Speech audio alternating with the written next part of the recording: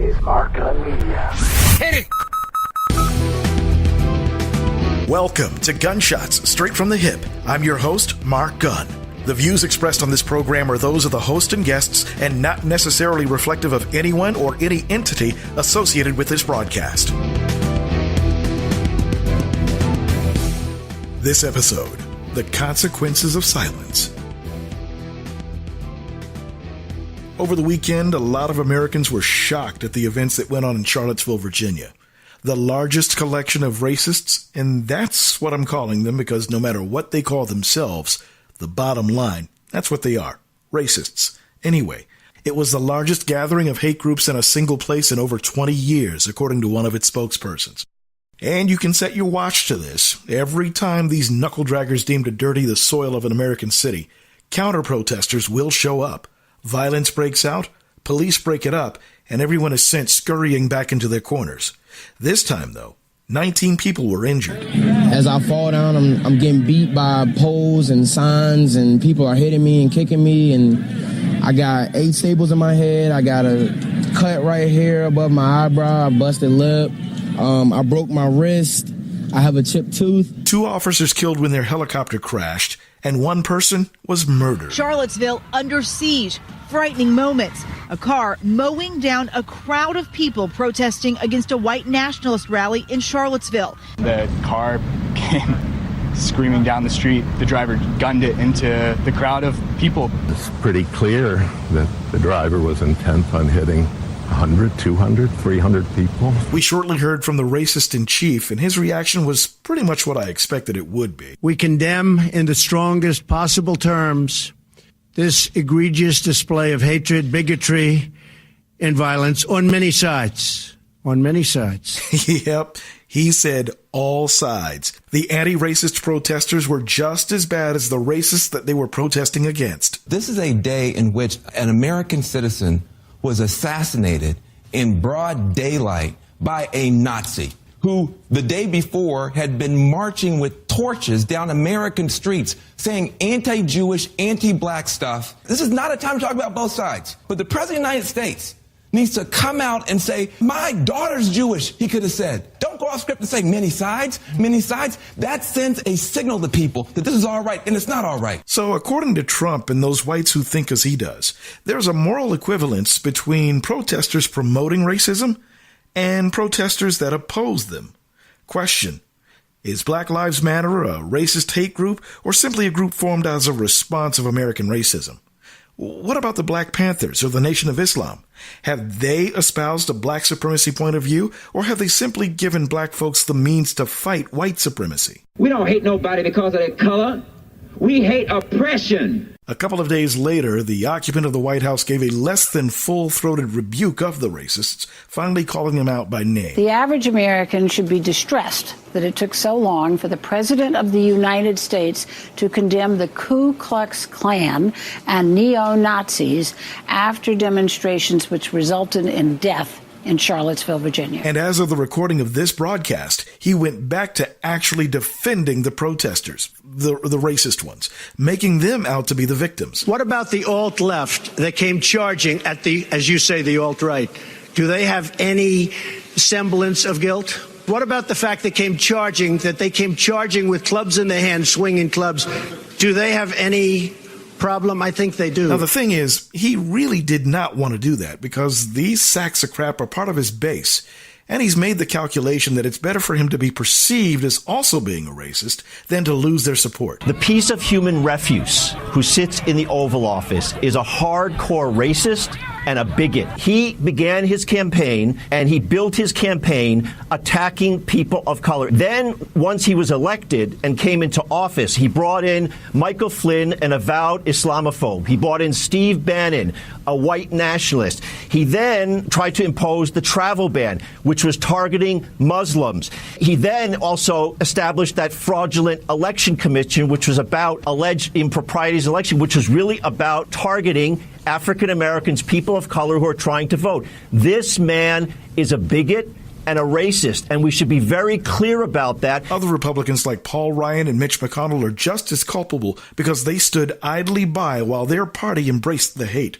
Because of this, You're seeing more and more hate groups taking their heads out of their collective asses and polluting the air with their stink. The Republican Party bears responsibility for this. Throughout the campaign, what you did when Donald Trump expressed his racist and bigoted comments against Mexicans and other people, you broke into two camps. The people who I think quietly were happy with it, and then the people who were too afraid to speak out against this. So now, of course, looking at this particular example, people are speaking out, but look at the broader picture. You guys have enabled him. Now, you do have some Republicans denouncing Trump and the racist hate groups, but as far as I'm concerned, too little, too late. Your party embraced them, and through your silence, encouraged them. So save it. Please believe that we will remember you during the midterm elections next year. The thing that was so astounding to me wasn't the fact that the protest actually happened in the first place.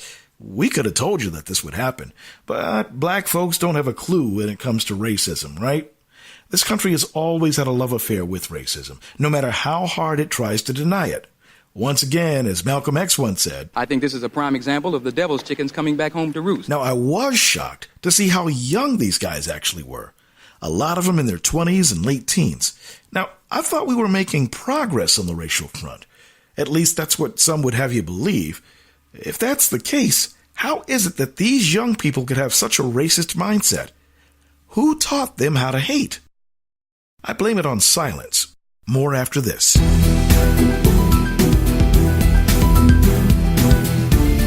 If you're an advertiser, one of the most important things about getting your message out is actually standing out from the rest of the crowd. If you're listening to this program right now, this is where you would hear your commercial. As an exclusive sponsor to Gunshots Straight from the Hip, your commercial is professionally produced and gets a longer shelf life based on your needs. Gunshots Straight from the Hip is a unique and compelling program, unlike anything else in the marketplace. Episodes are also available for download on iTunes, and depending on how you tailor your message, the potential for new and repeat customers is that much greater. Best of all, it's extremely cost-effective. If you'd like more information on how to sponsor this broadcast, call Mark Gunn Media Inc. at 502-205-2085 or 502-407-0283. That's 502-205-2085 or 502-407-0283. Welcome back to Gunshots Straight from the Hip. We're talking about the Charlottesville riot and the murder of a 32-year-old woman by a racist who drove his car into a crowd of counter-protesters. Car just plowed through hundreds of people downtown Charlottesville. Now, before the break, I said I blamed silence for what happened over the weekend. I blame the silence of white parents who continue to deny that there is a race problem in this country, or somehow want to blame Barack Obama or other elements for stirring the pot. Black folks get the impression that we don't care because of what they go through every day and what we continuously fail to acknowledge. Or even if we do acknowledge, we fail to do anything about it or speak out actively against it. It's your failure to talk to your kids about race that leads to Charlottesville. It's very uncomfortable to talk about race. It's not something I do. It's your failure to acknowledge the fact that there are still issues that need to be addressed and your cowardice when it comes to addressing them. It's a very touchy subject. It's still difficult, even if you feel like you're on the right side of it, to, have a dialogue about it. Especially for white people, because we don't want to see if the racism that we may be holding on to. Some of you know that there's a problem, but choose to remain silent anyway. I realize I've never said anything. When I've heard racist jokes, when I've heard racist comments, I've never said anything. I've never spoken up and said, hey, that's racist. Not once. Through your silence, you're giving tacit approval of racism, and you're teaching your kids that it's okay. While you do nothing to denounce racism, we as black parents have to teach our kids to defend themselves by speaking out loudly against it. It's about how people of color, no matter their socioeconomic standing, face obstacles in this country with surprising grace. Imagine that instead of that, on a pretty consistent basis, you can't get a cab, even though you're a neurosurgeon, because you're black. I guarantee you that every person of color in this country has faced an indignity, from the ridiculous to the grotesque to the sometimes fatal, because of their skin color. And that happens all the time. Race is there, and it is a constant. You're tired of hearing about it?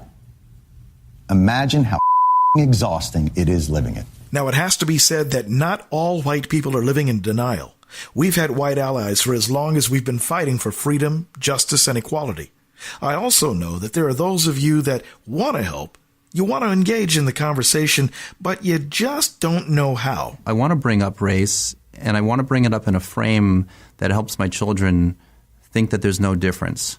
But the mere fact that I might be bringing it up could suggest that there is a difference. Here's the thing. The longer you remain silent, the worse the situation gets. You embolden racists, and you continue to piss off people of color who've been trying to get you into the conversation forever. I've been saying this, and I'll keep saying it. Racism in this country is a problem made by white America. I think we're all implicated in a racist system, and I play my part in it as a white person. So I do have individual responsibility and accountability. I mean, I'm part of the system, and I do things that both perpetuate it, and I try to certainly do things that challenge it. And as long as you remain silent and on the sidelines, the resentment people of color have for you will continue to grow. You people. You're not a race. You are a virus. You destroy the world. Everything beautiful you poison. You drag us from our homes. You rape our daughters, murder our sons. You crack our spines and do all you can to break our will. You stab us. Then you put the knife in our hand and tell us it's our fault. And if you don't do it yourself, you stand by, close your eyes, and pretend there's nothing wrong. And then you pray to your God to silence our screams so that you can enjoy the happiness that we built for you with our blood. But it's not your fault. It's the only way you know how to be. And the only thing that will change anything is if another virus comes along and does to you what you do to us. And I hope that happens very soon. So the question is this. Are you finally going to speak up and align yourselves with other whites that know that racism is wrong? Or are you going to keep your mouth closed and through your silence send the message that you absolutely have no problem living in a racist America? Hell, I've even got people close to me, people who I know are not racist in their heart. They've told me this is not my battle. Why are you fighting this? And when otherwise well-meaning white folks tell me that this isn't my fight, I ask you a question. Why the f*** isn't it yours? What side are you on? You've been listening to Gunshots Straight from the Hip. The views expressed are those of the host and guests and not necessarily reflective of any entity or anyone associated with this broadcast. If you'd like to leave a comment or want more information about how you could advertise on this program, email us at gunshotsstraightfromthehip@gmail.com or call 502-205-2085 or 502-407-0283. All comments are welcomed.